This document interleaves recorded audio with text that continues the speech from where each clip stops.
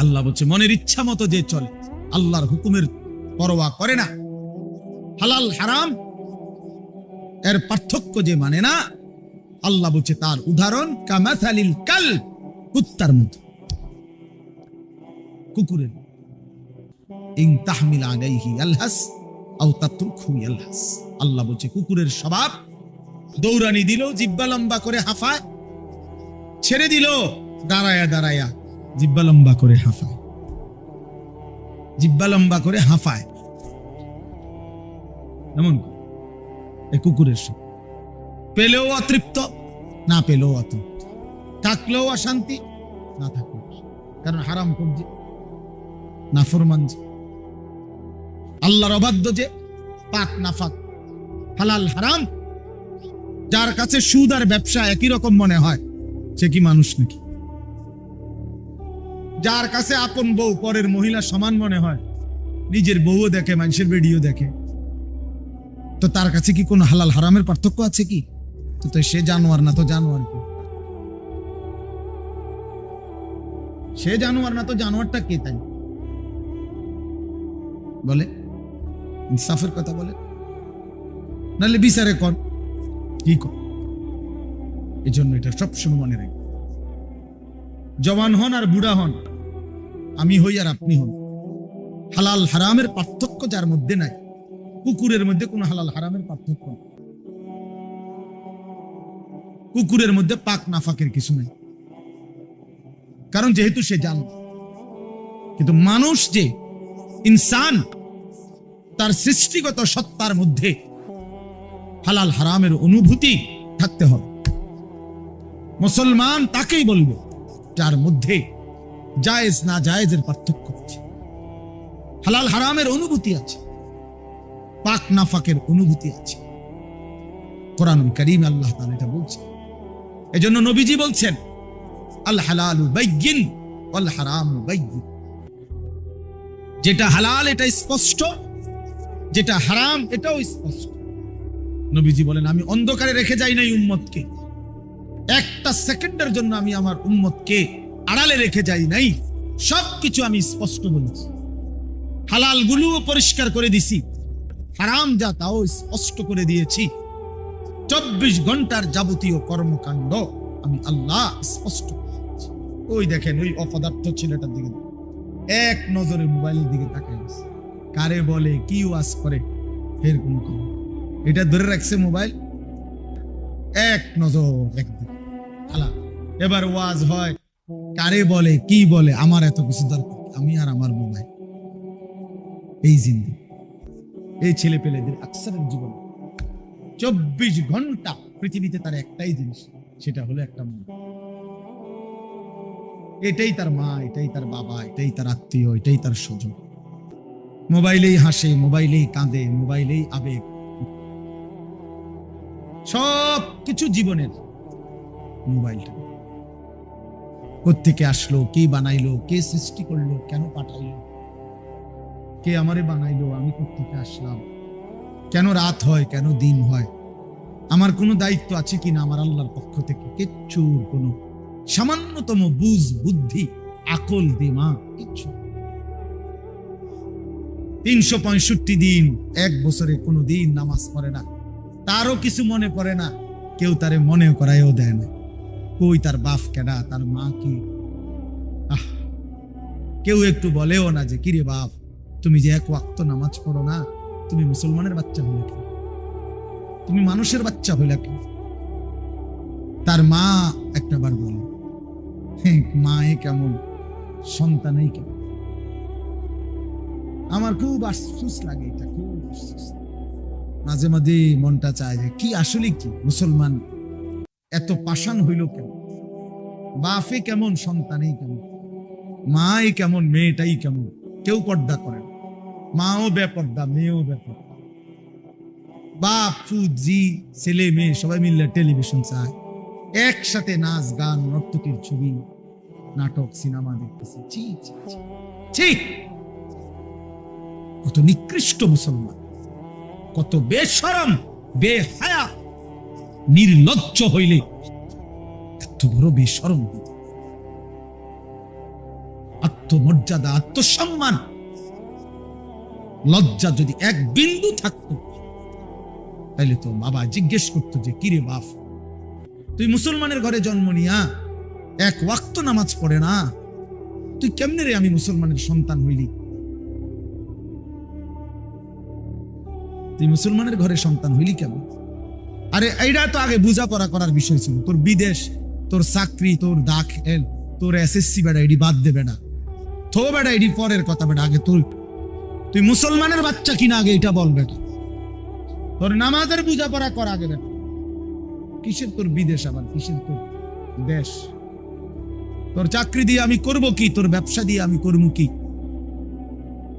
তোর উপার্জন খাইয়া আমি করবো কি বেটা? তুই তো হারাম কর, তো নাফরমান। এতটুকু যদি বিবেক বাবার না থাকে, সেটা কেমন? এ কেমন অভিভাবক, এ কেমন মুসলমান মা বাবা যাদের হৃদয়ে এই কথা আসলো না? আপনার তো উচিত ছিল আগে এই বুঝাপড়া করা। আগে ছেলের সাথে এই বুঝাপড়া করেন। তুই মুসলমানের বাচ্চা কিনা আগে এটা বল। মুসলমানের বাচ্চা 16 বছরে এক ওয়াক্ত নামাজ ছাড়া থাকে কেন? কথা বলেন, ইনসাফ কি বলে? ইনসাফের কথা বলেন, বিচারের কথা। ছেলেগুলোকে আপনারা এভাবে ছেড়ে দিলেন, আর তোমরা ছেলেরাও বাবা এভাবে নষ্ট হয়ে গেল। অনাদরে, অবহেলায় এমন সুন্দর জীবন, এমন সুন্দর যৌবন, শরীর, স্বাস্থ্য সব শেষ করে দিলাম। একবারও মনে পড়লো না তোমারও তো শেষ আছে বাপ। রাত যেমন ভোর হয়, দিন যেমন রাত হয়, তোমারও হায়াতও একদিন শেষ হয়।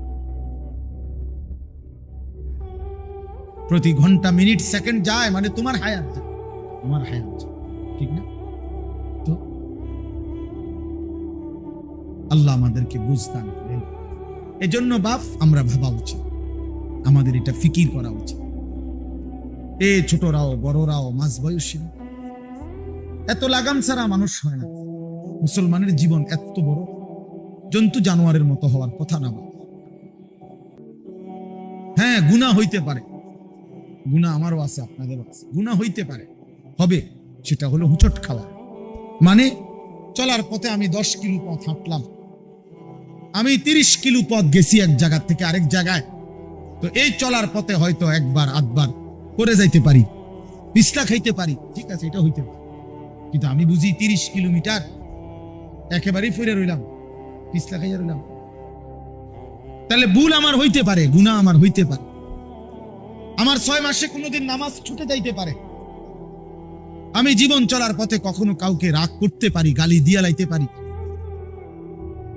এটা তো হওয়া স্বাভাবিক, হইতে পারে। কিন্তু লাগাতার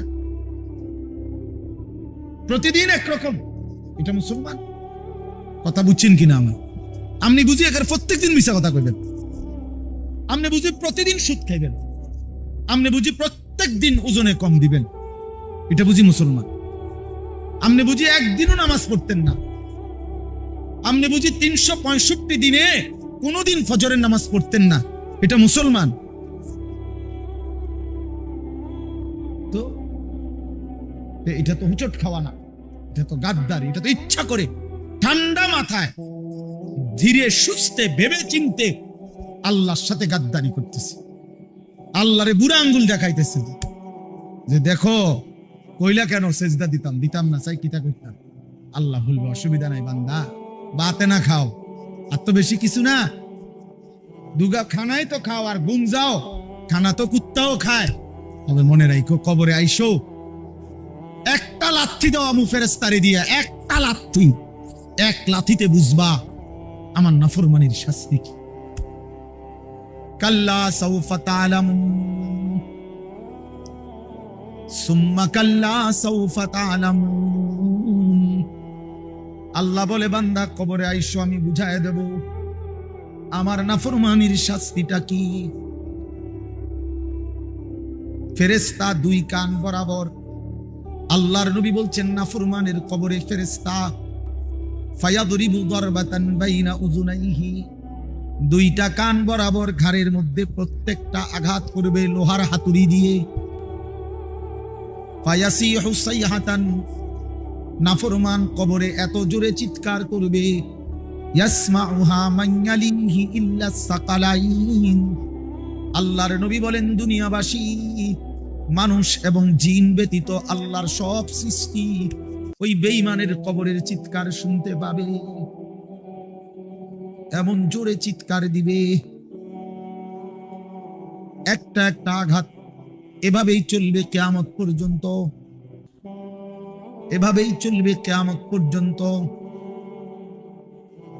আল্লাহর নবী সাল্লাল্লাহু আলাইহি ওয়াসাল্লাম বলেন, নাফরমান পাপীকে যখন কবরে রাখা হবে, তিনটা প্রশ্নের উত্তর যখন নাফরমান দিতে পারবে না, সাথে সাথে কবর তারে এত জোরে একটা চাপ দিবে, একটা চাপ দিয়া ডান পাশের মাটি বাম দিকে, বাম দিকের মাটি ডান পাশে চলে আসবে, হাত্তা তাখতালিফা আদলাউহু।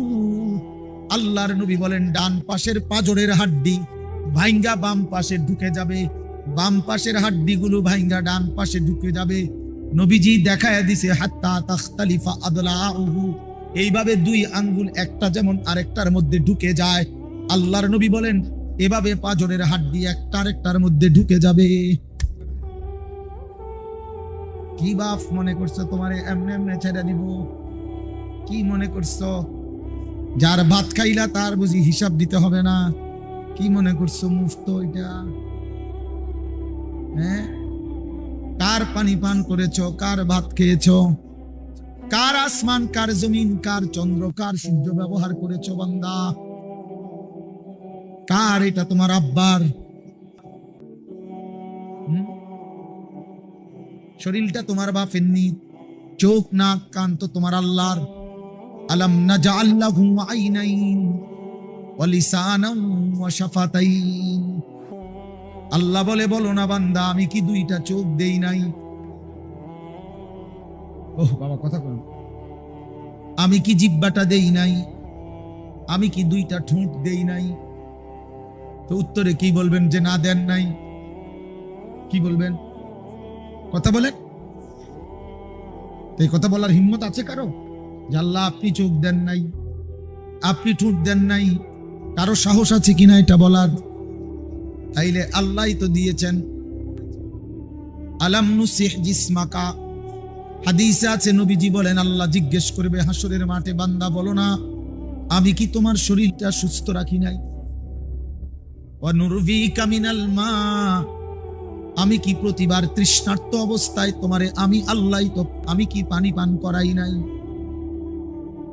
আমি তো পানি পান করিয়েছিলাম, আমি তো তৃষ্ণা নিবারণ করেছিলাম, আমি তো ক্ষুধার চাহিদা পূরণ করেছিলাম, আমি তো কায়নাতের সূর্য চন্দ্র আলো বাতাস দিয়েছিলাম।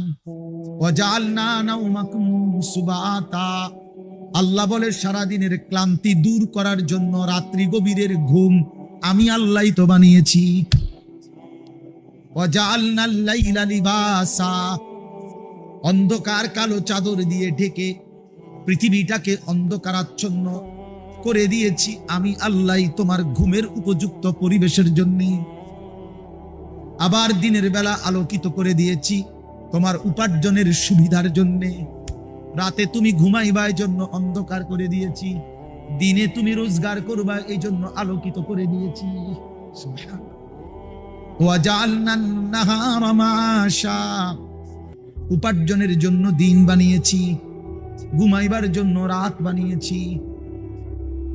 ওয়াজআলনা সিরাজান ওয়াহাজা, একটা উজ্জ্বল সূর্য আমি আল্লাহ বানিয়েছি। وأنزلنا من المعصرات ماء ثجاجا, জমাট বাঁধা মেঘ থেকে আমি আল্লাহ অঝোর ধারায় বৃষ্টি নামিয়েছি। এই জমিনটাকে সিক্ত নরম করেছি, ছোট্ট ছোট্ট ছিদ্র বানিয়েছি।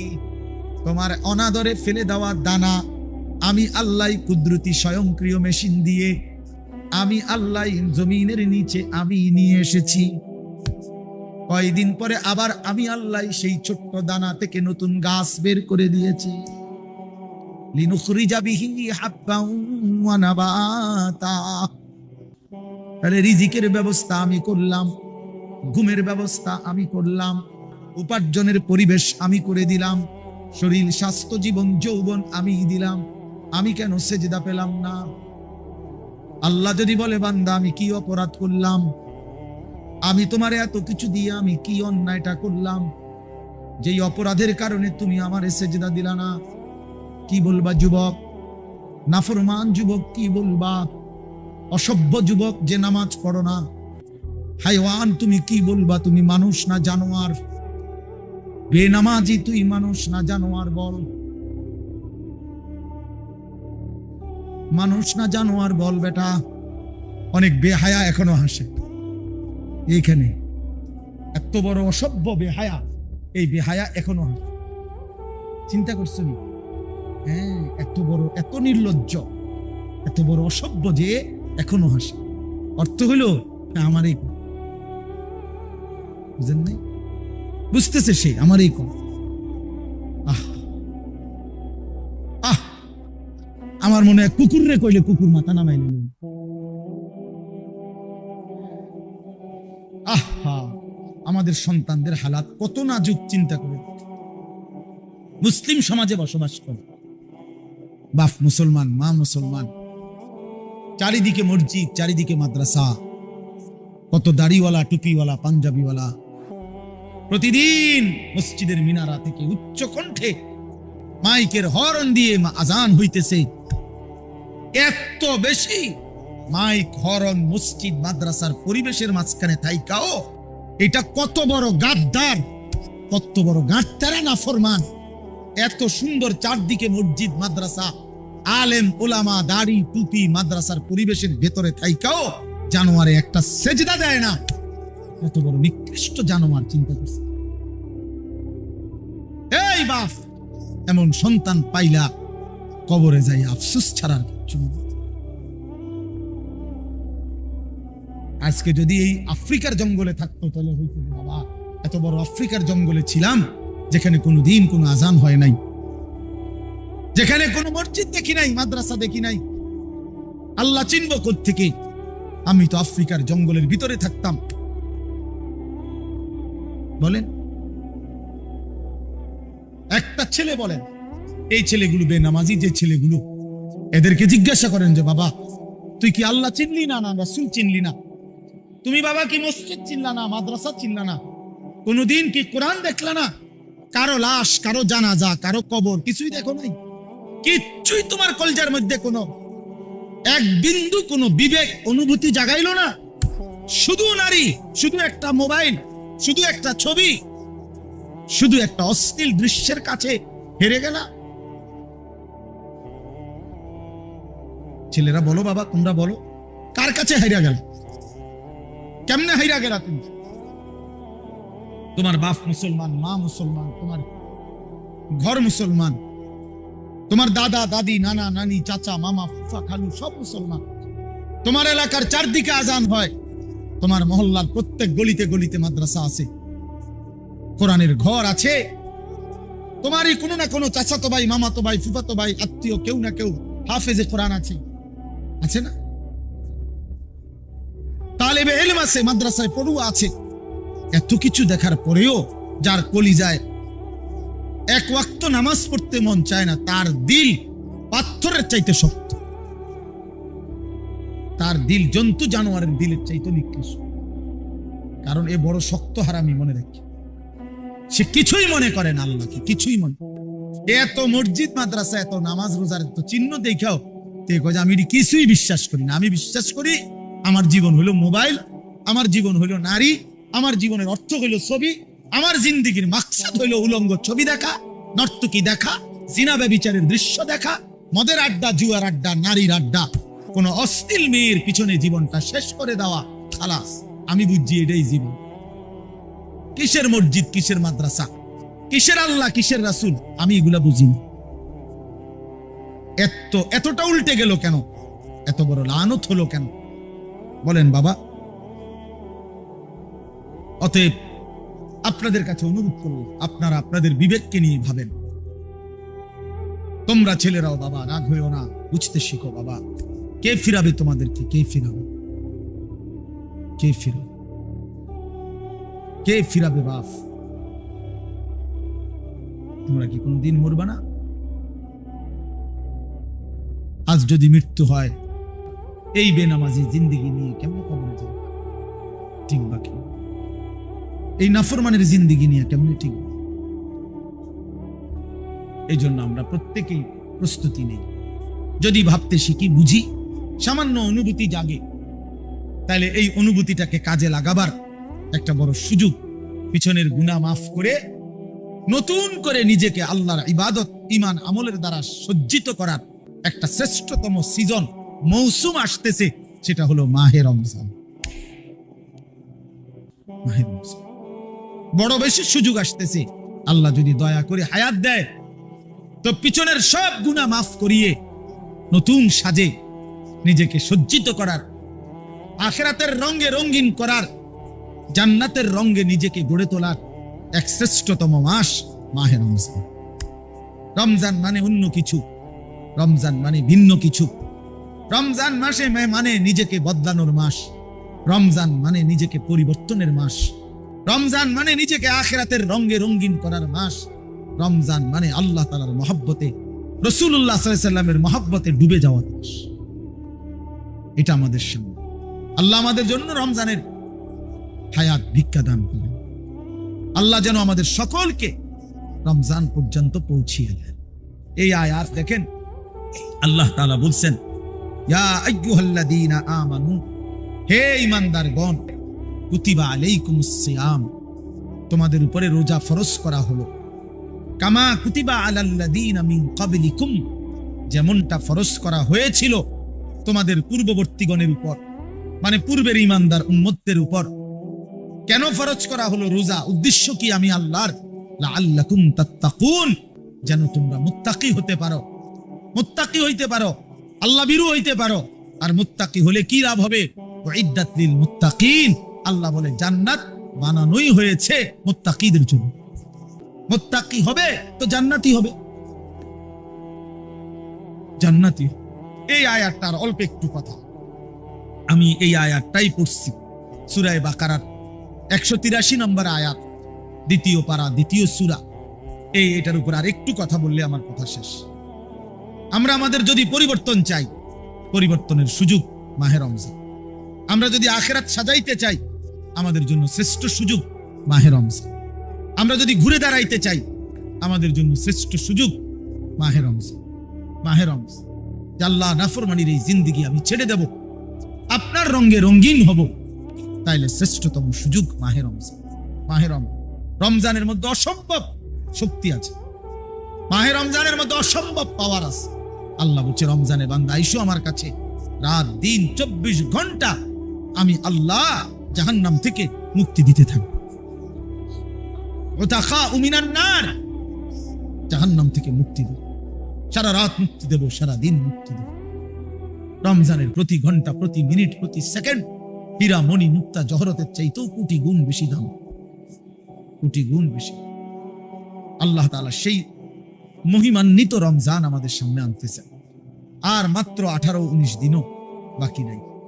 এই অল্প কয়টা দিন বাবা, আমাদের উচিত রমজানের জন্য অধীর আগ্রহে, মহব্বতের সাথে আল্লাহর কাছে হায়াত ভিক্ষা চাও, যে আল্লাহ এত কাছে আইনা মৃত্যু দিয়েন, কবরে নিয়েন, আর কয়টা দিন হায়াত দেন, রমজান পর্যন্ত পৌঁছিয়ে। আল্লাহুম্মা বারিক লানা ফি রাজাব ওয়া শাবান ওয়া বাল্লিগনা রমাদান। আল্লাহ তাআলা বলেন, ইয়া আইয়ুহাল্লাযীনা আমানু। দেখেন, এই একটি আয়াতে আল্লাহ 4টা কথা বলছে। একটা হলো হে ঈমানদারগণ, 2 নাম্বার হলো তোমাদের উপরে রোজা ফরজ করা হলো, 3 নাম্বার হলো যেমনটা ফরজ করা হয়েছিল পূর্ববর্তীদের উপরে, 4 নাম্বার হলো যেন তোমরা মুত্তাকি হতে পারো।